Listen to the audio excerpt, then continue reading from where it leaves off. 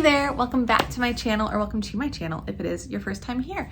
My name is Erin and today's video is a Q&A. So if it is your first time here, that's kind of fun. This is gonna be like a good little way to get to know me.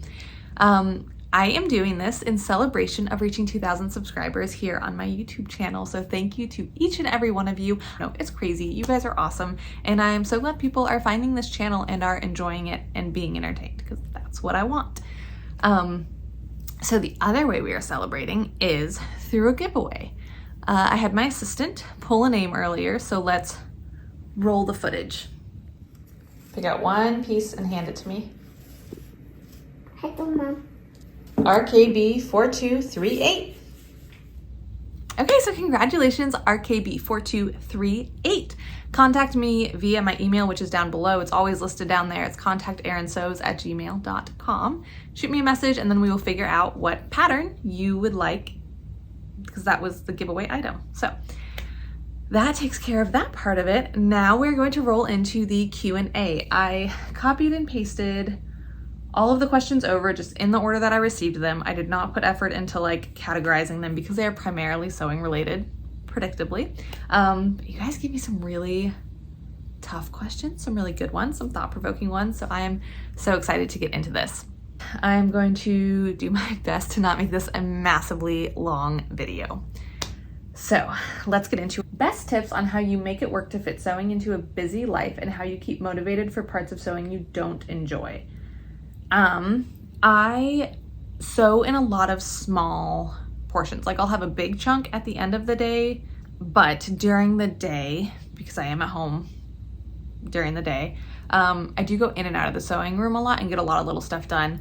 I did a video a couple months ago now where I kept track of all of those little snippets of time over a couple of different days and saw how much they added up to. I don't remember the total, but it ended up being like 4 hours a day or something on average. I ended up being in there in total. So fitting into a busy life, it's that I have the advantage of being at home and having little snippets of time in there, and my toddler coming in there with me if she wants to. How I keep motivated for parts of sewing I don't enjoy. Don't know if I do stay motivated for parts of sewing I don't enjoy. I mean, I guess I just focus on what I'm trying to get to. I am also good at procrastinating things and shoving them to the side for a while, but I remember that most things tend to be easier than I think they will be. French seaming and arm side, which I discovered last week, actually super easy and easier than setting it in just with one seam line. But yeah, so I remember that things are easier than I think they're gonna be. And I try to like just focus on what the end goal is. And that usually kind of helps push me through what I need.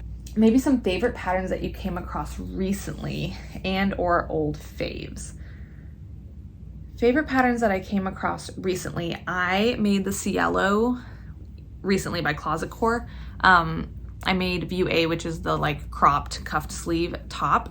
And I really enjoyed that. I like it because it's very simple, it's very basic. I'm actually using it in a Garment 101 class that I'm teaching at the end of the month because it's very straightforward, but it has like a fun little detail that makes it more interesting. It has these like panels on the shoulders that just give it just a little something extra that make it more interesting than just a boxy t-shirt.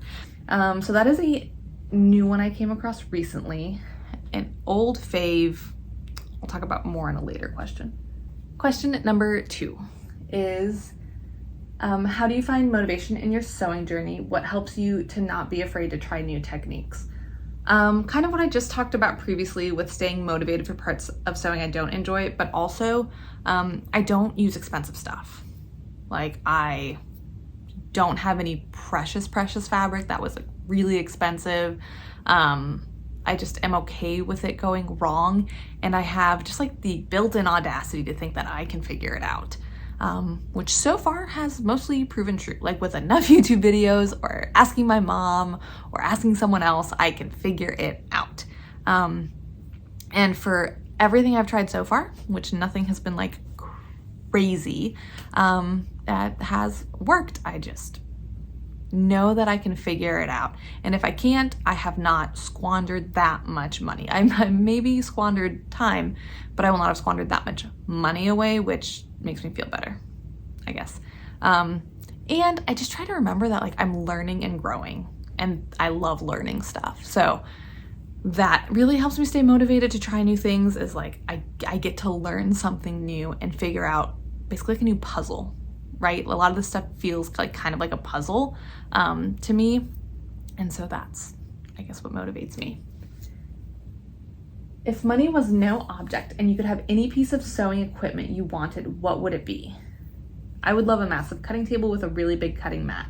Okay, so when I first saw this question, I thought about it a little bit and I was like, maybe a projector, because that I think would be good. And then last night I was hunched over on our family room floor cutting something out because I do have a cutting table, but if it's like pants or a dress, anything that like has a lot of fabric, or really I need to support the fabric, or I need more space to lay it out, basically most adult items beyond a shirt I have to do on the floor.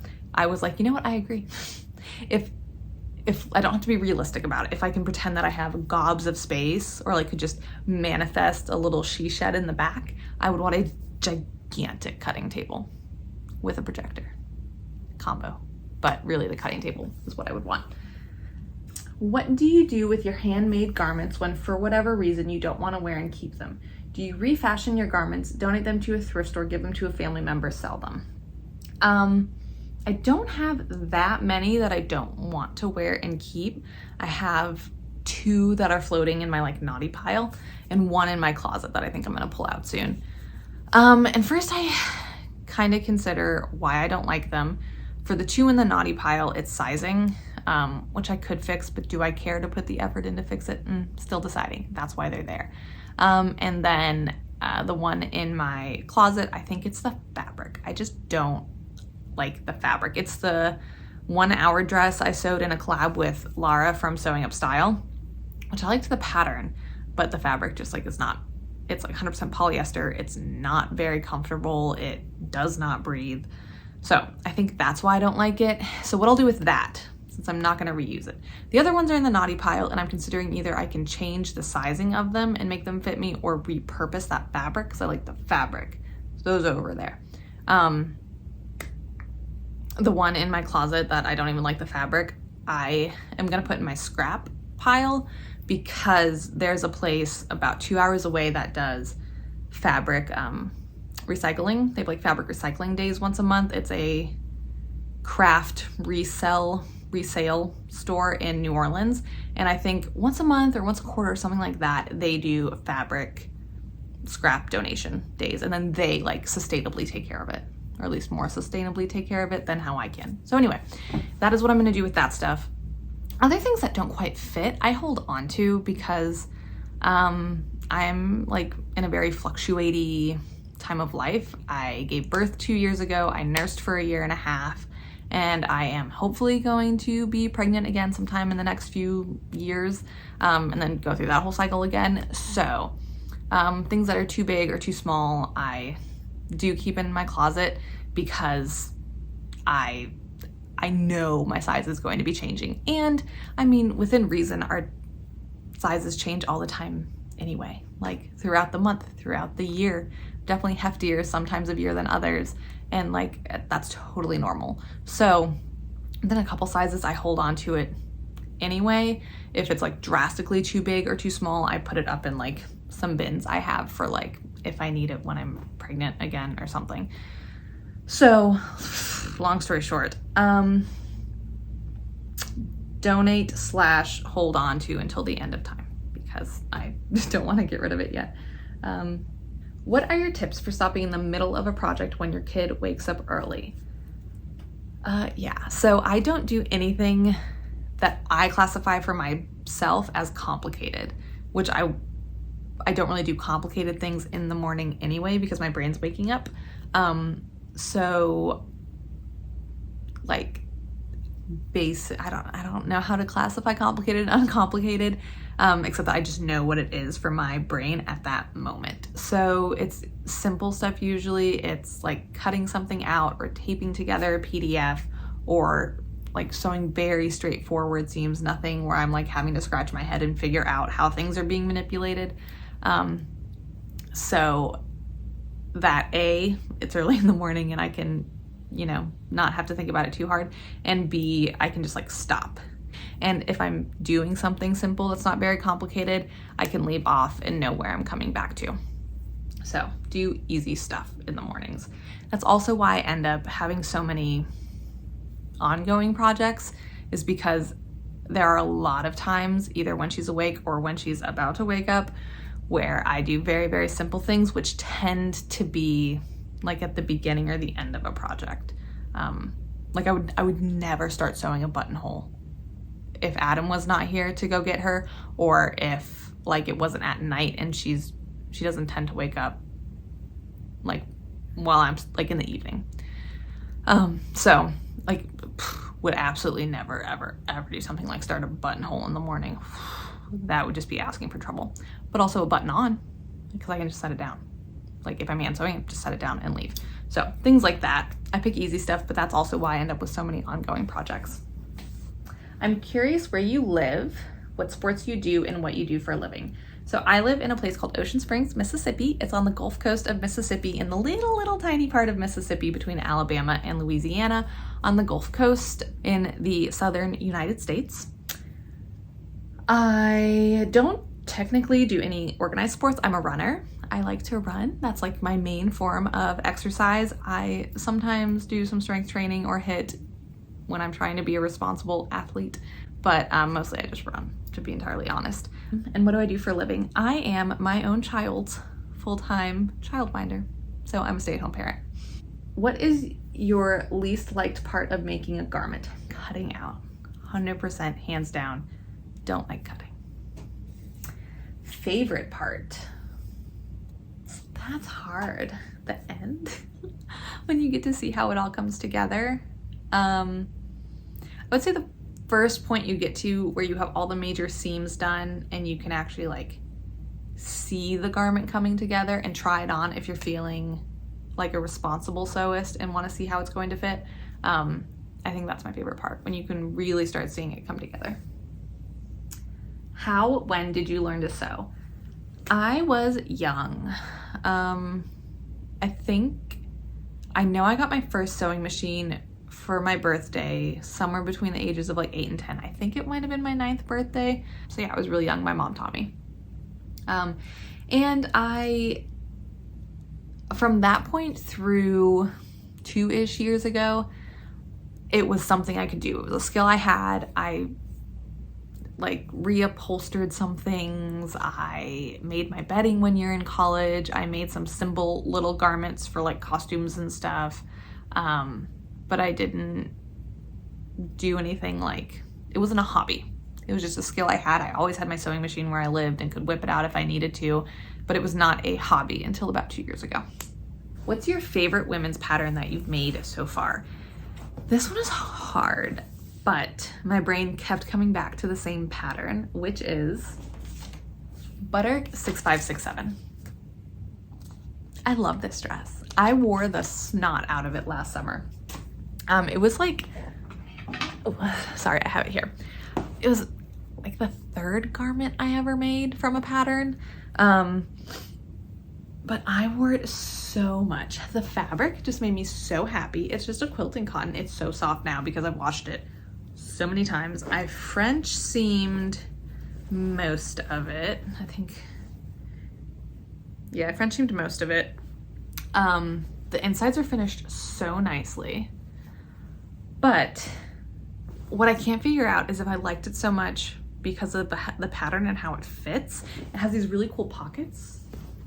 Like this shaping is just the lines are just so interesting to me.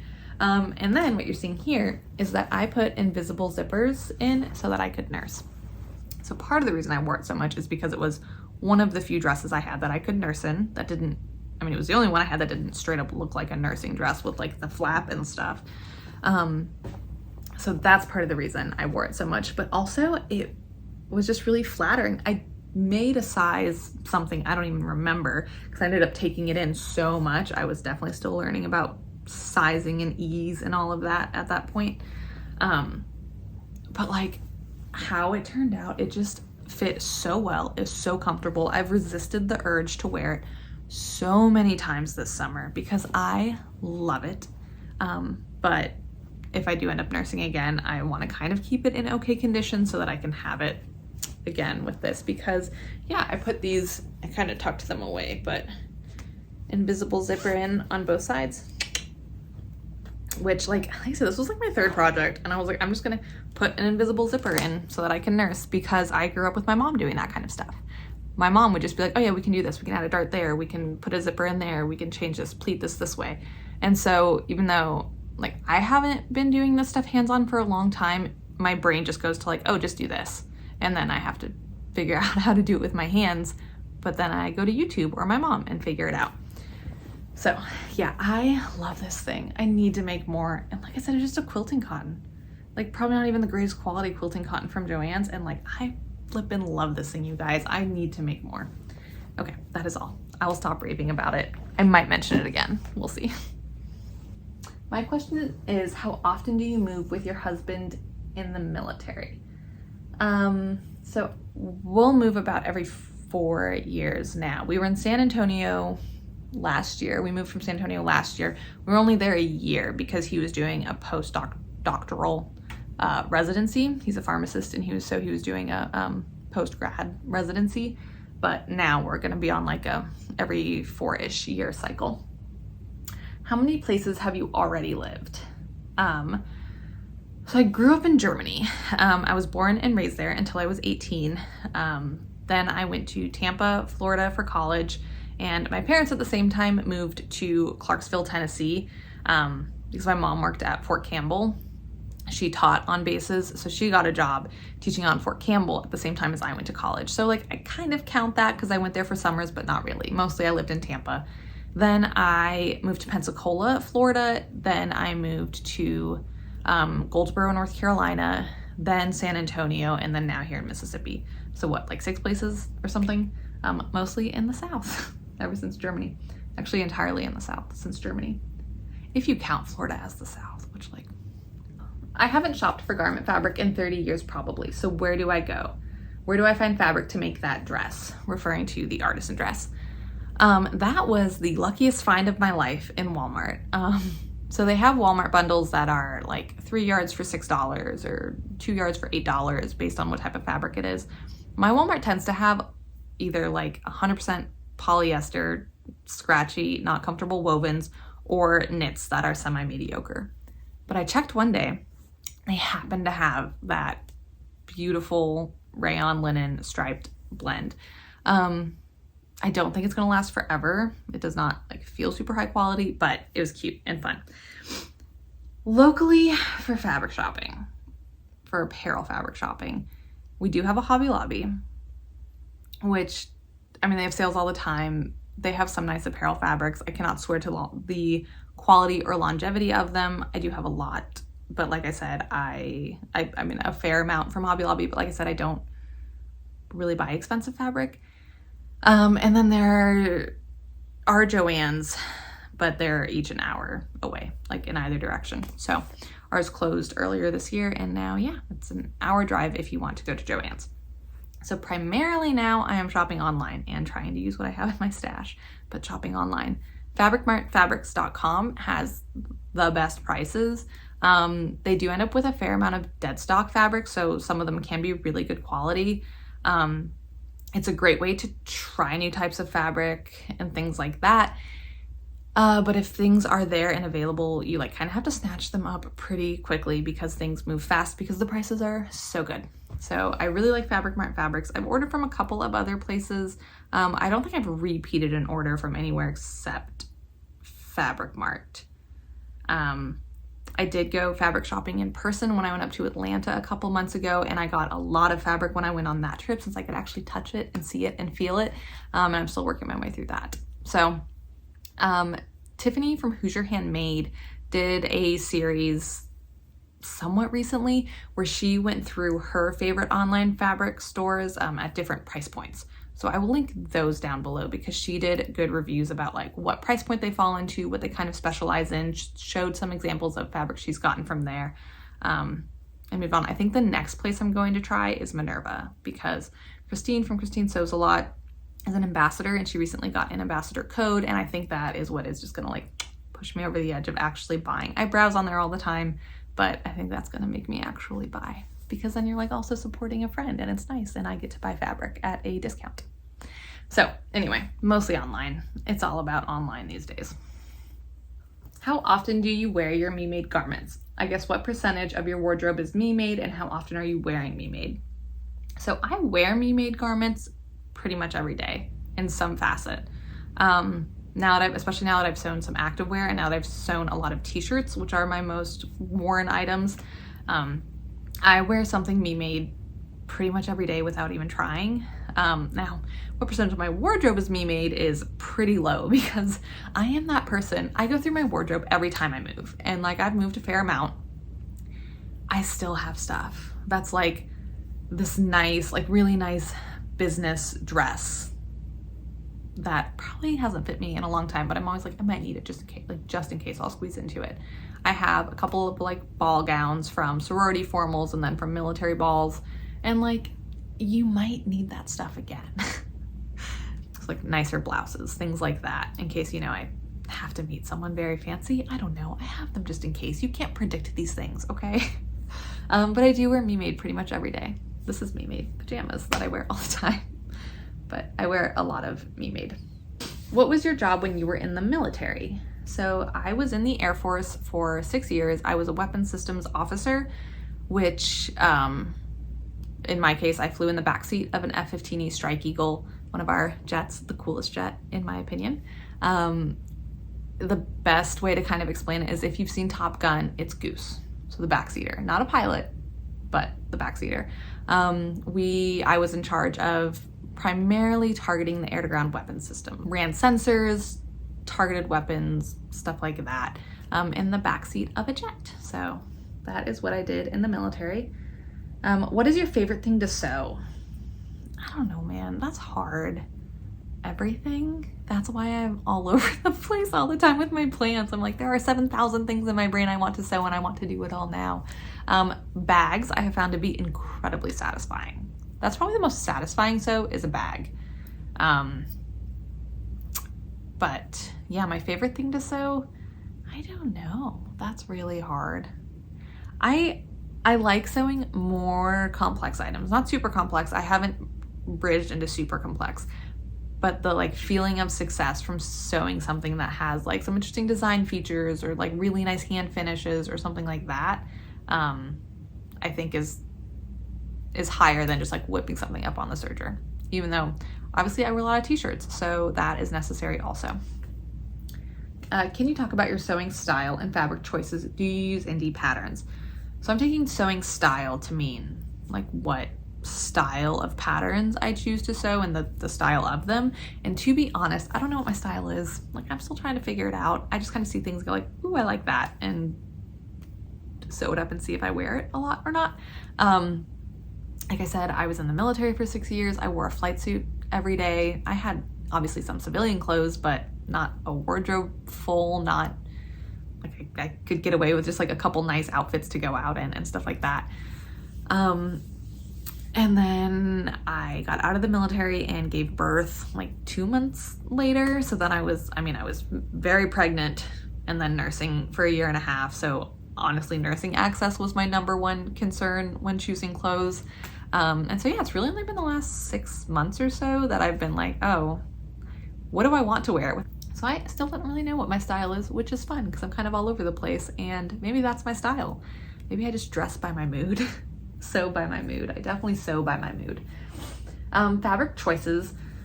I really like more structured wovens. I have found I love sewing with cotton poplin. Like not just sewing with it, but I love wearing it. Linen blends, shirting, like cotton shirting. I also really like, so yeah, I don't go for the drape that much, I have found. And I was thinking about it, and at first I was like, is that just because it's easier to sew things that are more structured? But even thinking about my closet, like I have some drapier shirts and stuff like that, and I just never reach for them. I just like that little bit more, I like a little bit more stiffness, I guess. And do I use indie patterns? I do. I have actually been using a lot more indie patterns since my Joann's closed. I have a bajillion more Big Four patterns that I have yet to sew, but I've been buying and sewing a lot more indie patterns and really enjoying mixing it up. I like sewing from both camps. They feel like very separate things sometimes, but I like sewing from both because you learn a lot from both, and like combining it together, I really feel like I'm growing a lot more. What is one of your ultimate sewing goals? Like something mega complicated or unique? Something that scares you. Okay, so Adam and I really like this band Ghost. They're a Swedish rock band, and they have incredible costuming. It's designed and made by a Swedish fashion designer, I want to say. And like all the band members are called ghouls, and they have these helmets on and stuff that are kind of like old style scuba helmets, and then vests with these really cool like frog closures, and they wear jawed. So I would love to recreate either a ghoul, even just a ghoul costume. Like they have so many design details. I would love to recreate that, or recreate the lead singers. So I would love to recreate one of their costumes at some point. Maybe the next time we go to a concert. What is your favorite, least favorite fabric for garments? So favorite, structured, natural fibered wovens. Definitely my favorite. But I don't like silky stuff. And not just because it's annoying to like sew with, but silky just doesn't feel like me. Like even for special occasions, I don't envision myself as silk ever. So I guess that would be my least favorite. What sewing skill or skills would you need to achieve to consider yourself an advanced seamstress sewist? I included kind of the rest of the comment on this one because it was really interesting. I see so many seamstresses who haven't been sewing for a lot of years, but because they push themselves skill-wise are quite advanced at sewing. It makes me wonder what would make you feel like you've moved up to a very skilled level. This is interesting because I've been thinking about it a lot lately. Just how much you see people describe things as like, this is beginner friendly or not, which it's always good to know something is beginner friendly or not, but like not everything needs to be aimed at beginners. And also people that just describe themselves as like, oh, I'm a beginner, but like, they've been sewing for years and years. It's like, you're probably not. I mean, you define yourself. That's totally up to you, but like, you probably are not giving yourself enough credit. I don't know what I would define myself as. So when thinking about like what skills I would need, I don't know, like, because for the clothes I sew and what I do, like for my family members and for myself, like I would consider myself intermediate. Like we don't have to be either a beginner or advanced. Like there's a middle ground there, and I'm somewhere there in the middle. I'm comfortable putting in zipper, comfortable doing a fly, comfortable with buttons. Like sometimes people don't want to do buttons and buttonholes, and I get it, but like I'm fine with that. So there are a lot of things like I'm totally fine doing, understand how to do it, can execute it. If you wanted me to make a gown from silk, that would be a totally new learning experience for me. So I would be a beginner in that. So I guess that's kind of how I think about it, is like, you don't have to have checked all these boxes across the entire spectrum of garment sewing to move up a level. Like if you don't have a need to sew silk gowns, then like that's okay. You don't have to be good at sewing silk gowns to be an intermediate sewist. I think you're right that there are people who have been sewing for not a long time but push themselves and learn a lot. And so it's definitely not time defined.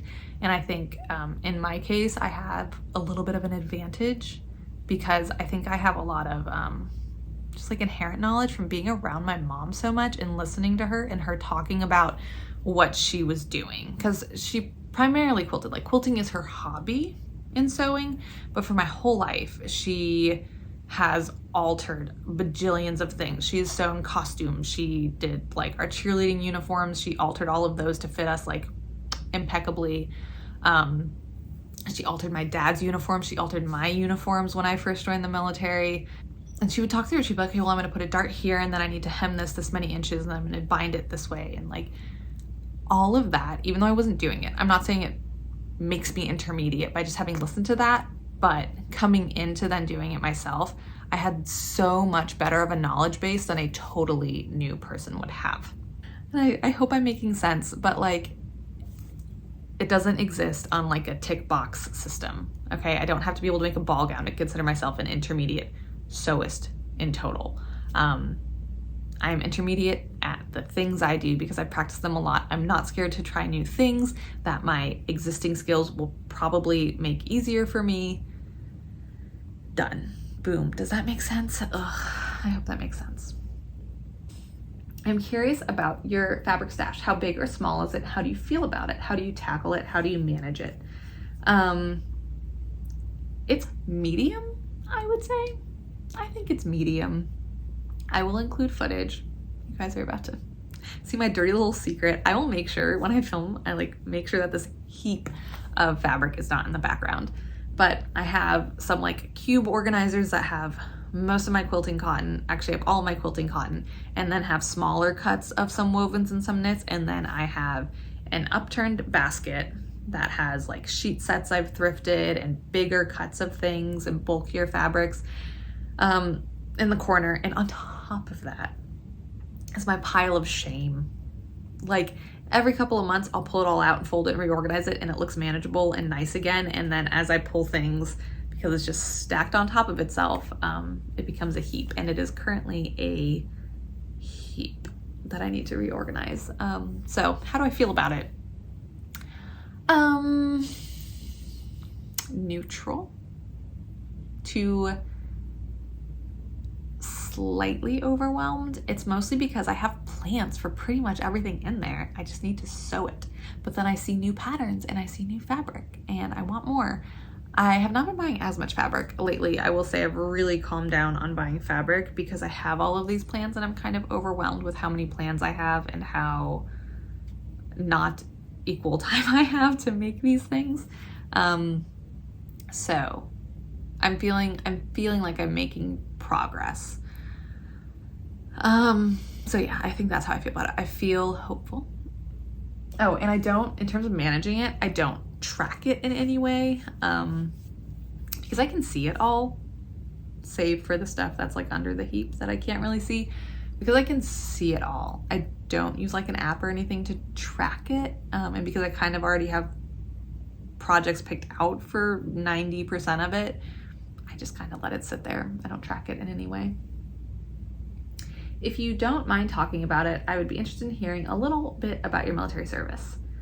So yeah, I don't mind talking about it. I was active duty for 6 years. I commissioned through ROTC, which is the Reserve Officer Training Corps, and it is one of the commissioning sources here in the US to become an officer in the military. When I was in high school and I was trying to figure out how to pay for college, I kind of considered ROTC. My dad had done 20 years enlisted, and then we stayed overseas because my mom taught on base. And so I was always around the military, even after my dad got out. Like, went to school on base, shopped on base. We did a lot on the local economy too. We lived off base, but like I was always in the military environment. And so yeah, between trying to figure out how to pay for college and then facing the possibility of just like not being associated with the military anymore, I applied for an ROTC scholarship and received one. So that is how I totally paid for school, which in America, not paying for college is like pretty impressive. You just have to be willing to give your life for your country, literally. Yeah, so I did ROTC, I commissioned, then I went to training in Pensacola for about a year to do kind of like initial training. So being a WISO or Weapons Systems Officer falls under the umbrella of being a CISO or Combat Systems Officer. They might have changed the system by now, but this is how it was when I was going through. So I had to go to CISO training for about a year. From there, I was selected, put in a preference, and was selected to then go to the F-15E. I went to another training in Columbus, Mississippi for about 3 months, which was in a T-38. So if you're into planes, I flew in a T-1 and a T-6 in Pensacola, which are 2 trainers. Then I went to Intro to Fighter Fundamentals in Columbus, Mississippi. It's one of the locations you can go to do it. and I flew in a T-38, which is our trainer jet. I also had to go through the centrifuge where they spin you super, super fast to go to high G, and have, if I can find it, I'll include the picture of me at high G where my face is like totally slack because of all of the force. So I went through the centrifuge, and then I moved to North Carolina to do another year of training to be, it's called the basic qualification or B course. I went through B course for another year. It's a lot of training because then I stayed in North Carolina and I went to an operational unit, which is like our deployable squadrons.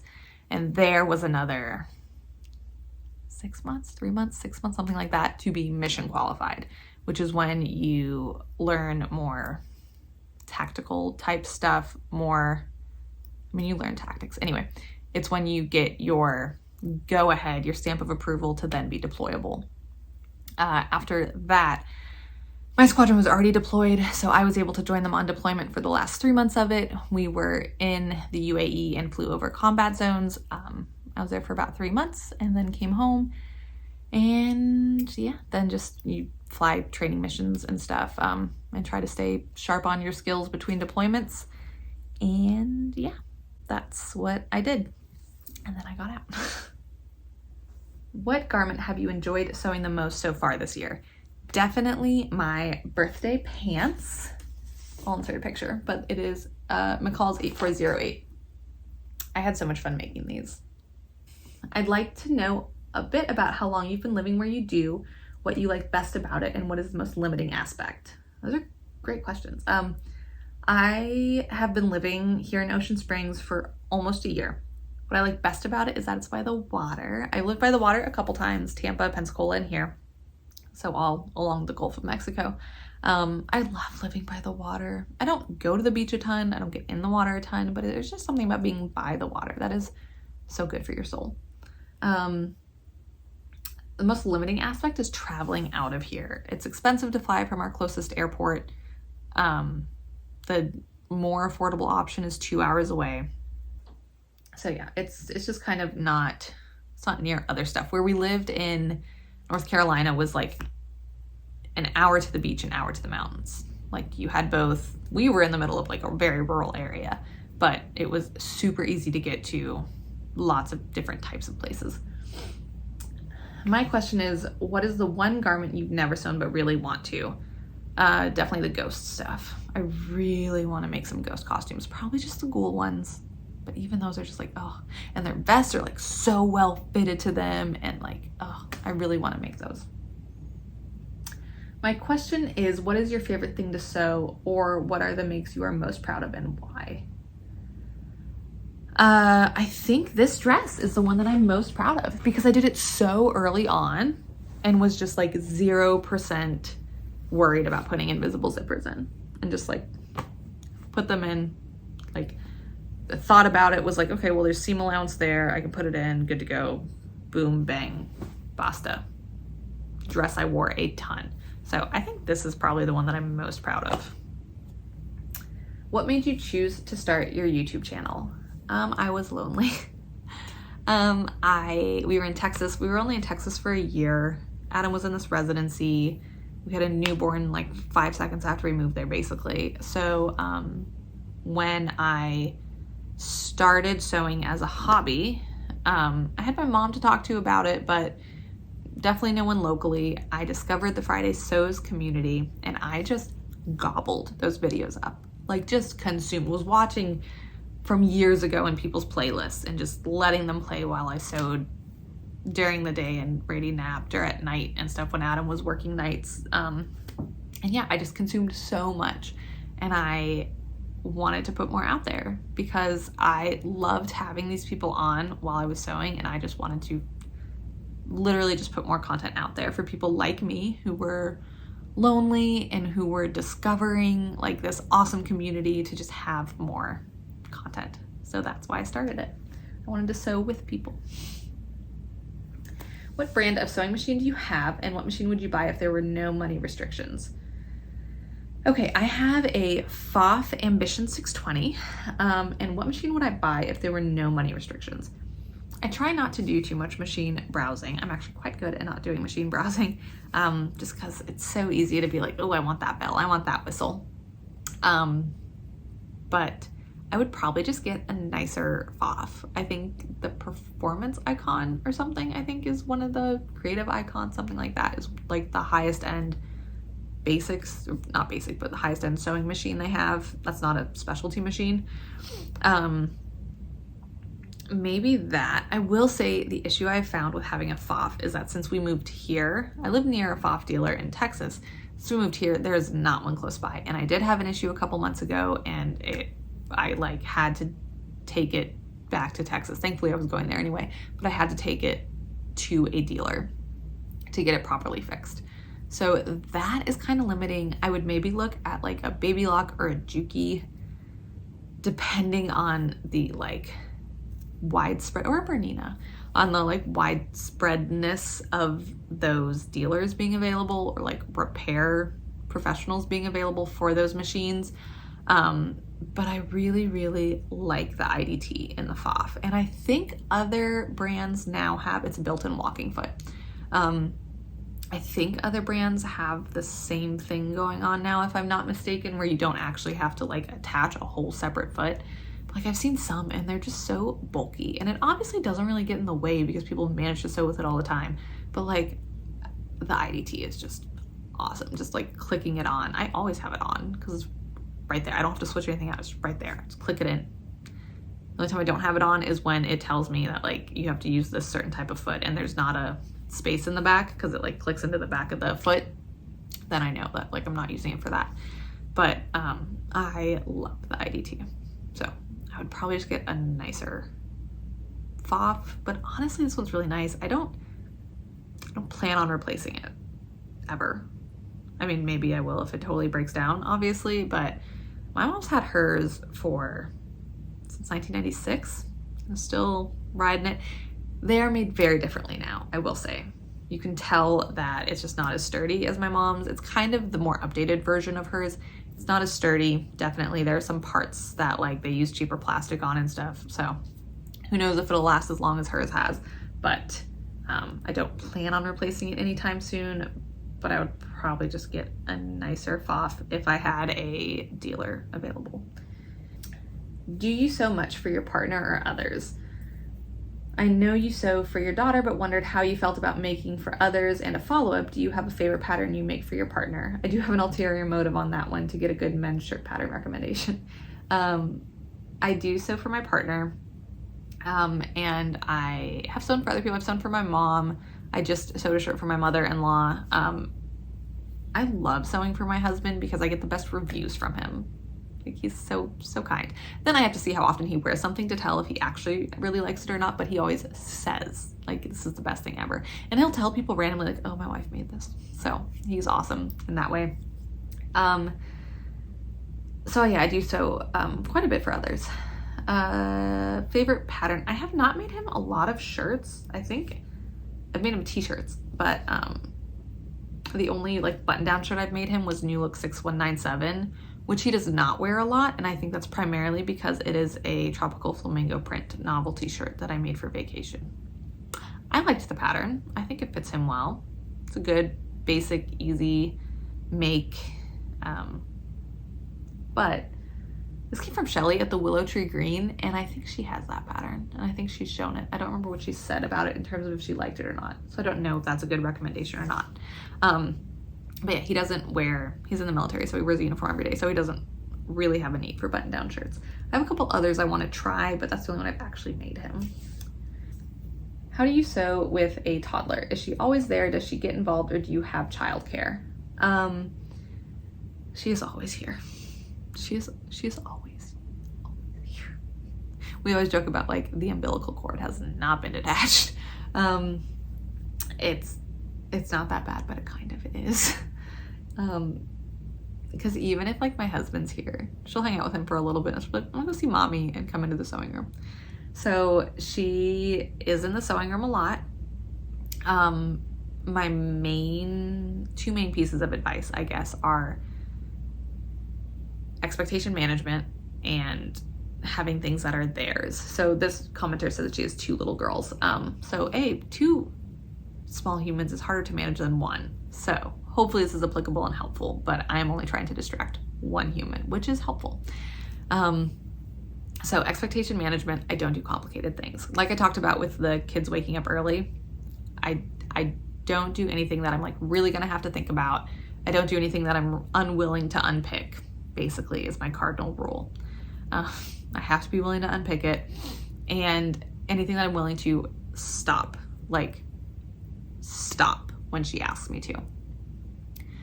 The second piece of advice is having stuff that's theirs. So Brady has 2 drawers of scraps. Her mood with wanting to play with it comes and goes. Sometimes she's super into it, then she'll go weeks without looking at her scraps, but that's her fabric. I try to involve her with picking things if I can. So like picking a pattern I'm gonna sew next, I'll like show her 2 I'm trying to decide between, and then let her pick and then go with what she picks. And she, like, the clips are always game for her to play with. It also works for redirection. So if she goes for the pins, which she still goes for, she knows she's not supposed to play with pins, but she's still like, pins.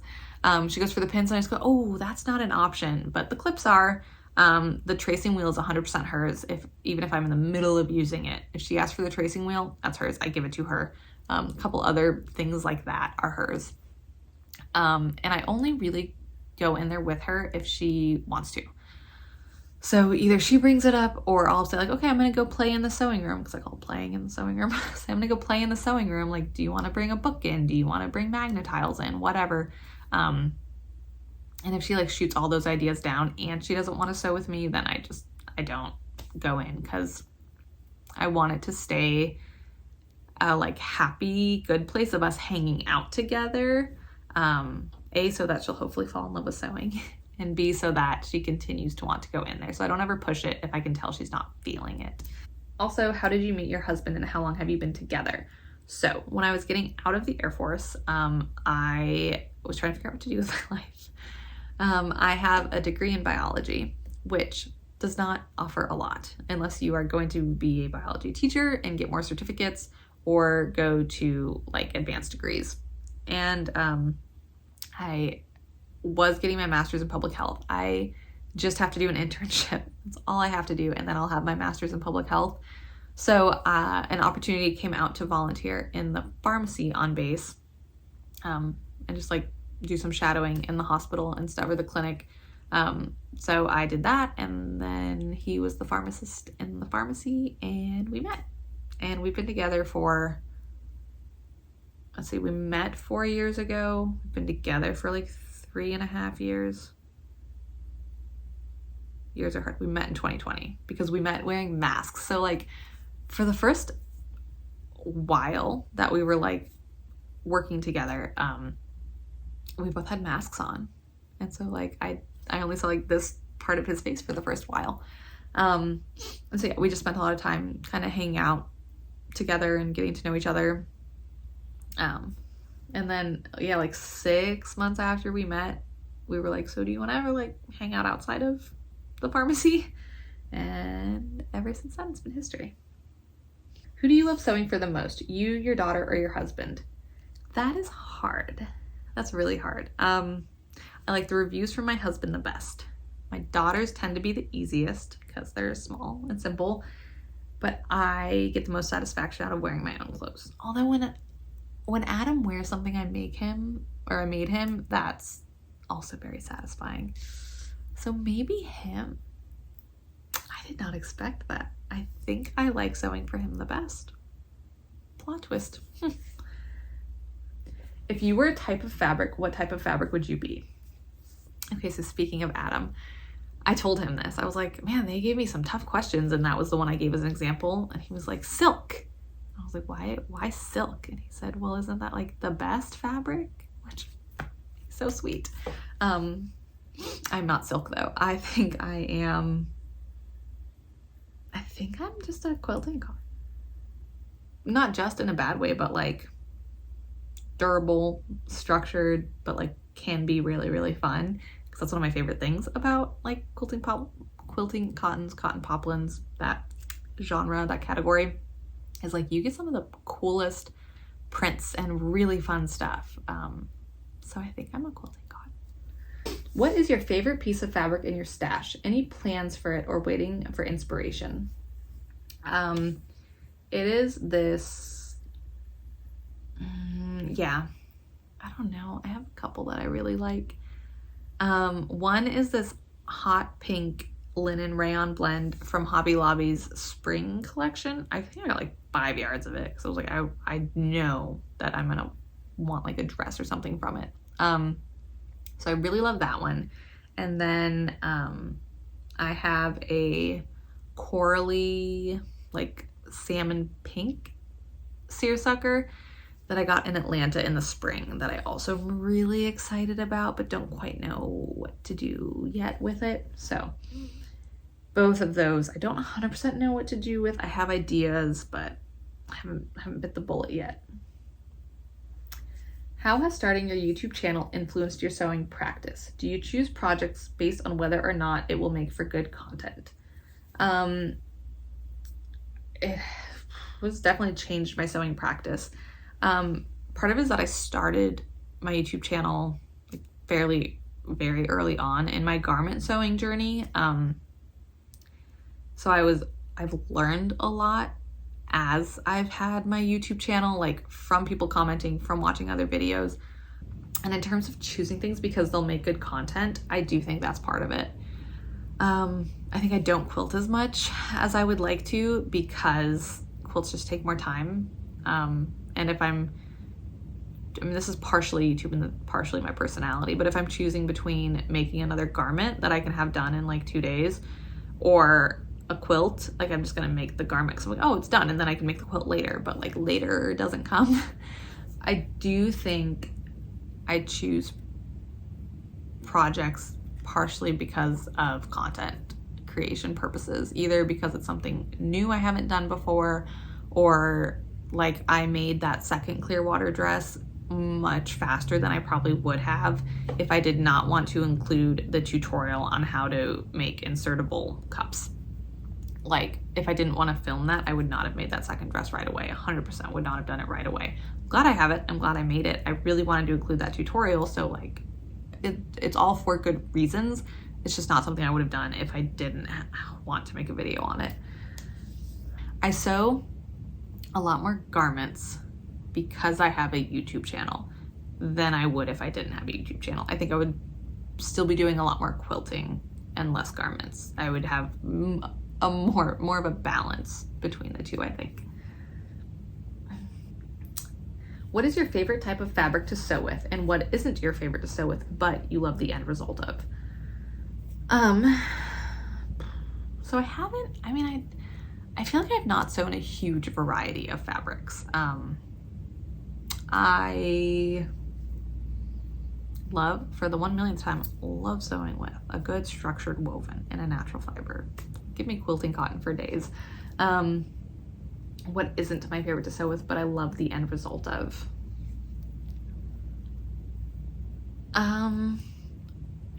I can't think of something I have made like that. I use that crinkle rayon for the wrap dress, and I remember it being finicky to cut. I don't remember it being awful to sew with, but I did love the end result of it. So maybe that, the crinkle stuff. Oh, and I did the bubble double gauze a couple months ago for Adam's promotion ceremony. I did not enjoy sewing with that. It wasn't awful, but it was not as easy as I thought it would be because that's such a loose weave. Yeah. And I like that dress. I really like wearing that type of fabric, but I don't think I'm gonna jump at sewing it again. You mentioned your partner is in the military and that you're a military brat. Which bases were your favorites? So I loved growing up in Germany. So I really liked living there. We loved where we lived in North Carolina. We were about 45 minutes southeast of Raleigh. We would maybe want to live a little more in Raleigh if we had our preference, but really liked North Carolina. I could see us going back to North Carolina in the future. But I also loved living in Pensacola. I don't know, I think part of why I loved living in Pensacola so much was also where I was at in life. Like I was a recent college, I just graduated college. I was in my early 20s. I had more money than I knew what to do with and just like ate out all the time and went out all the time and stuff. So I think that was part of it. Okay, I heard you talk about Project Dress-A-Girl. I haven't sewn in 18 years. What patterns do you think I should try? So the easiest one, I think I put this in the comment when I responded, is the Oliver & S popover sundress. Super straightforward. I am making a couple others right now actually, because my video for the Project Dress-A-Girl vlogger tour is going to be basically reviews of a bunch of different patterns. So I'm doing more, but yeah, if you haven't sewn in a long time and you just want something very easy and straightforward, Oliver & S popover sundress. It's free. What other colors have you dyed your hair? So besides natural colors, I've done like balayage and ombre or whatever and stuff like that before in my hair. But in terms of vibrant colors, I have done hot pink, like Lava Girl red pink is what I started with in January. And I love that. I miss it. When I see my thumbnail or whatever for YouTube, I have that hair in that picture and I'm always like, ugh, I miss it. But it's like high maintenance. So then I went to like purpley roots and still pink at the end. And now I have just purple, like darker purple at the roots and then this violet at the ends, which I do really like. It's really grown on me. How did you decide to share yourself on YouTube and what equipment did you start with? Is that different than the equipment you have now? So like I talked about, I was lonely and I wanted to just give people another face to watch. What equipment did you start with? My phone and iMovie on my laptop. And that is still what I use. I do think my thumbnails have gotten better. I'm pretty proud of my thumbnail work. I use the free version of Canva. So I think my thumbnails have gotten a lot better, but yeah, everything else is still the same. I've thought, you know, vaguely about like getting an actual vlogging camera or better lighting. I did get a tripod a couple months ago, so very professional. But this is a hobby. It's not even a primary hobby. It is a hobby about my primary hobby. So I do want to put out more professional videos. And I think it's great to want to make things more professional, but then when it comes to just like having the time and energy and money to put into them, like that's just not where I want to devote those 3 resources right now. Like in the future, I think so, but for now, I'm still just sticking with my iPhone 10 or 13 or whatever it is, and iMovie on my laptop and doing with it what I can. Okay. What is the thing you would most like to sew but haven't? Okay, so besides the ghost costumes, so besides the ghost costumes, I would really like to sew. I do want to make a soft shell jacket. I have a pattern from Jaylee that I want to use. So I think in the fall, I want to do that. And that does it, you guys. This video is long. If you have stuck with me through all of this, thank you so much. Thank you guys so much for your questions. Thank you for subscribing and being my viewers and being awesome and commenting or lurking and never commenting if that's what you do. Like, that's totally fine. I'm just happy to have you here and I hope I'm entertaining you. I think that hitting 2,000 subscribers shows that I am entertaining people. And that just makes me really happy because that is why I started this channel. It's why I continue this channel. I just want to talk about sewing with people and entertain people and give you someone to put on while you sew or while you think about sewing or while you're traveling and sewing. Not traveling and sewing, traveling and can't sew. So I think I am meeting my one and only goal, which is entertaining at least one person with every video. So thank you guys so much for helping me achieve that goal with each and every video, and I will see you on Friday for #FridaySews. Bye.